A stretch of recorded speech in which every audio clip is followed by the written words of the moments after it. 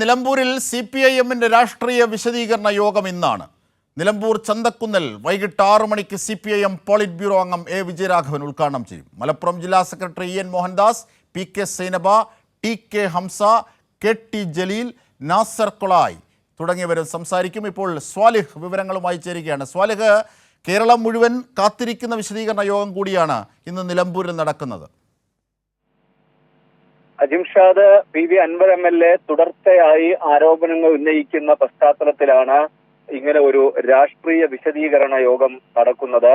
ആയിരങ്ങൾ യോഗത്തിൽ പങ്കെടുക്കുമെന്നാണ് പ്രതീക്ഷിക്കുന്നത്. ഒരു മാസത്തോളമായി MLA തുടർച്ചയായി ആരോപണങ്ങൾ ആവർത്തിക്കുന്ന ഒരു സാഹചര്യമുണ്ട്.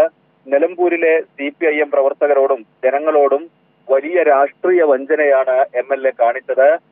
അദ്ദേഹത്തിന്റെ വിജയത്തിനായി അഹോരാത്രം പണിയെടുത്തവരാണ് നിലമ്പൂരിലെ പാർട്ടി പ്രവർത്തകരെല്ലാം. അവരെയെല്ലാം തള്ളിപ്പറഞ്ഞാണ് തുടർച്ചയായി ആരോപണങ്ങളുമായി MLA ഇറങ്ങിയിരിക്കുന്നത്. ഈ സാഹചര്യത്തിലാണ് ഒരു രാഷ്ട്രീയ വിശദീകരണം നിലമ്പൂർ നടക്കുന്നത്. നിലമ്പൂർ ചന്തക്കുന്നിൽ വൈകിട്ട് 6 മണിക്കാണ് യോഗം.